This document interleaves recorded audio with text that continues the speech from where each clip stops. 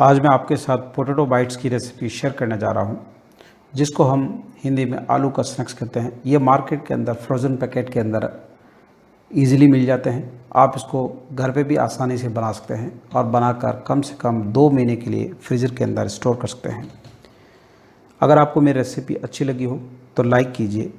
आप मुझे इंस्टाग्राम या फेसबुक पर फॉलो कर सकते हैं, जिसका लिंक मैंने डिस्क्रिप्शन बॉक्स में दिया हुआ है। जब भी आप वीडियो देखें, वीडियो के ऊपर प्ले बटन रहता है, तो वहाँ भी रेसिपीज़ मैंने अपलोड की हुई है, तो आप वो भी रेसिपी देख सकते हैं। और स्नैक्स की रेसिपी मैंने डिस्क्रिप्शन बॉक्स में लिंक दिया हुआ है, तो आप वहाँ से भी रेसिपी देख सकते हैं। अगर आप मेरे चैनल पर नए हैं तो सब्सक्राइब कीजिए, बेल आइकॉन प्रेस कीजिए, जिससे आपको मेरी नई रेसिपी का नोटिफिकेशन मिल सके। तो आइए बनाना शुरू करते हैं। Hello and welcome to my channel taste of home food with chef Amar में आपका बहुत बहुत स्वागत है।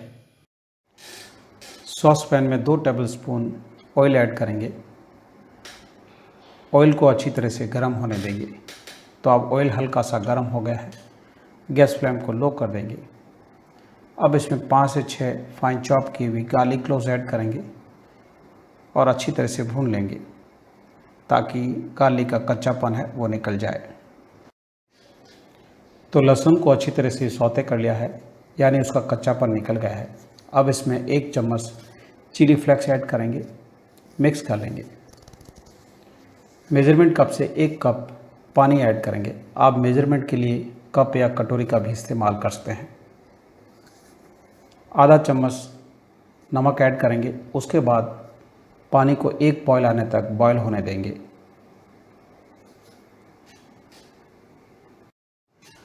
पानी अब अच्छी तरह से बॉयल हो गया है। अब इसमें मेज़रमेंट कप से 1 कप छान कर लिया हुआ चावल का आटा लेंगे, यानी जितनी क्वांटिटी में आटा है उसकी सेम क्वांटिटी में पानी लेना है, क्योंकि चावल ज़्यादा पानी अब्जर्व नहीं करता है। धीमी आंच पे अच्छी तरह से मिक्स करके पकने देंगे। करीब इसको 4 से 5 मिनट के लिए मिक्स करेंगे, जिससे चावल का आटा है अच्छी तरह से पक जाए और थोड़ा ड्राई भी हो जाए। तो चावल के आटे को लो गैस फ्लेम पे अच्छी तरह से पका लिया है। तो आप देख सकते हो इसमें पानी बिल्कुल भी नहीं है। जब भी आप ये डो बनाएं, पानी ज़्यादा नहीं रहना है। अगर ज़्यादा पानी रहेगा तो डो गीला हो जाएगा। तो ये कंसिस्टेंसी बिल्कुल परफेक्ट है। अब गैस को स्विच ऑफ कर देंगे और एक परात में ठंडा होने के लिए निकाल देंगे। बिल्कुल भी ठंडा नहीं करना है, हल्का सा वार्म रखना है, जिससे मिलाने में आसानी रहे। 4 मीडियम साइज़ के आलू लिए हैं। इनको नॉर्मल पानी में धोने के बाद बॉईल कर लिया था। बॉईल करके ठंडा होने के बाद पील कर लिया है। जब भी आप आलू को बॉईल करें, आलू को ओवर बॉईल नहीं करें, थोड़ा सा हार्ड रखें। अगर आप प्रेशर कुकर के अंदर बॉईल करते हैं तो 1 विसल काफ़ी है। सारे आलू को ग्रेटर से कद्दूकस कर लेंगे। तो आप देख सकते हो इस तरह से सारे आलू को कद्दूकस करना है। ये स्नैक्स की बहुत ही इजी रेसिपी है। आप इसको इजीली बना सकते हैं और बहुत ही कम इंग्रेडिएंट्स के अंदर बनकर तैयार हो जाती है।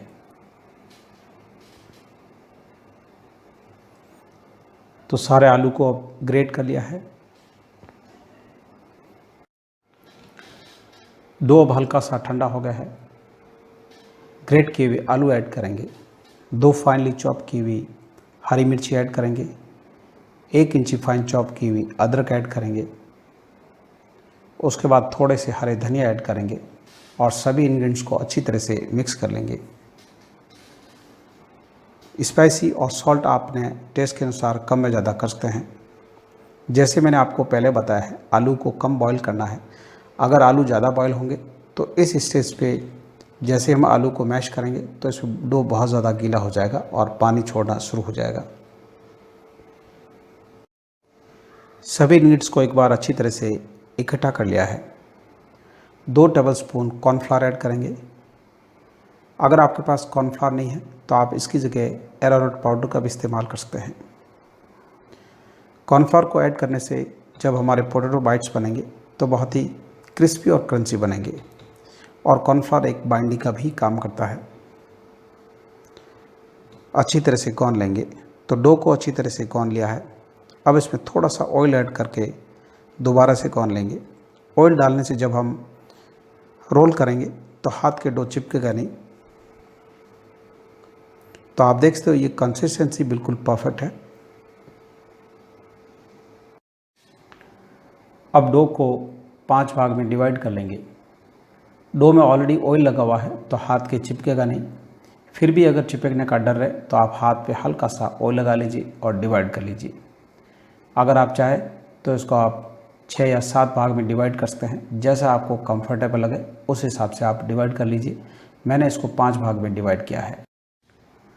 डो को अब चॉपिंग बोर्ड पे रोल कर देंगे। आप रोल करने के लिए चॉपिंग बोर्ड, प्लेटफॉर्म या वर्किंग टेबल का इस्तेमाल कर सकते हैं। जब भी आप रोल करें उस पर थोड़ा सा ऑयल लगा लीजिए, जिससे डो चॉपिंग बोर्ड या प्लेटफॉर्म पे चिपकेगा नहीं। तो पतला रोल बना लिया है।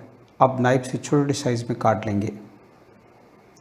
साइज़ अगर चाहें तो आप अपने हिसाब से छोटी या बड़ी कर सकते हैं, लेकिन पोटैटो बाइट्स की साइज़ छोटी ही अच्छी रहती है। काटने के बाद हाथ से अच्छी तरह से फिनिशिंग दे देंगे।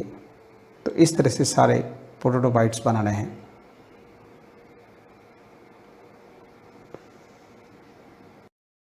कढ़ाई में फ्राई करने के लिए ऑयल डाला है। ऑयल को एक बार हाई गैस फ्लेम पे गर्म होने देंगे। जैसे ही थोड़ा सा गर्म हो जाए गैस फ्लेम को लो कर देंगे। तो अब ऑयल अच्छी तरह से गर्म हो गया है। गैस फ्लेम को मीडियम कर देंगे और एक एक करके सारे पोटैटो बाइट्स को फ्राई करने के लिए डालेंगे। जैसे हम फ्राई करने के डालें उस वक्त गैस फ्लेम को मीडियम रखना है, क्योंकि डो ठंडा है। जैसे ही थोड़े से फ्राई हो जाए गैस फ्लेम को लो कर देंगे। जैसे ये फ्राई होंगे थोड़े से ऊपर आने शुरू हो जाए, उसके बाद झारे या पलटे से हिलाना है। अगर उससे पहले अगर मिक्स करेंगे तो टूटने का डर रहेगा। तो अब आप देख सकते हो हल्के से फ्राई होने शुरू हो गए हैं और ऑयल के ऊपर आने शुरू हो गए हैं। अब झारे या पलटे से मिक्स करेंगे, जिससे अच्छी तरह से फ्राई हो और चारों तरफ से एक जैसा गोल्डन ब्राउन कलर आया है। तो आप देख पा रहे हो बहुत ही बढ़िया गोल्डन ब्राउन कलर आना शुरू हो गया है। तो आप देख रहे हो बहुत ही बढ़िया गोल्डन ब्राउन कलर आया है। अब बाहर निकाल देंगे। बाहर निकालने से पहले जारे को थोड़े वक्त के लिए कढ़ाई में रखना है, जिससे इसमें जो एक्स्ट्रा ऑयल है वो कढ़ाई में निकल जाए। उसके बाद प्लेट में टिश्यू पेपर रख लेंगे, जिससे इसमें जो एक्स्ट्रा ऑयल है वो पेपर के अंदर अच्छी तरह से अब्जर्व हो जाए। आप इनको फ्राई करने से पहले फ्रीजर के अंदर कम से कम 2 महीने के लिए स्टोर कर सकते हैं, और जब भी आपका मन करे आप इनको बाहर निकालिए, फ्राई कीजिए और खाइए और एंजॉय कीजिए। आप इसको इवन टिफ़िन के रूप में भी इस्तेमाल कर सकते हैं। तो इस स्नैक्स की बहुत ही बढ़िया रेसिपी है। तो अब दूसरा बैच को फ्राई करने के लिए डालेंगे। तो जिस तरह से पहले डाला है उसी तरह से एक एक करके सारे ऑयल के अंदर फ्राई करने के डालेंगे। जैसे हम ऑयल में फ्राई करने के डालते हैं उस वक्त गैस फ्लेम को मीडियम रखना है। तो आप देख सकते हो फ्राई करने के बाद हल्के से ऊपर आ गया है। अब झारे या पलटे से हल्के से हिलाना है। तब तक हिलाएंगे जब तक इसमें गोल्डन ब्राउन कलर नहीं आ जाता है। तो आपको ये मेरी रेसिपी कैसी लगी कमेंट बॉक्स में लिखकर आपका अनुभव मेरे साथ शेयर कीजिए। आप मुझे इंस्टाग्राम या फेसबुक पर फॉलो कर सकते हैं, जिसका लिंक मैंने डिस्क्रिप्शन बॉक्स में दिया हुआ है। तो मेरा वीडियो देखने के लिए धन्यवाद। फिर मिलते हैं नेक्स्ट रेसिपी के साथ।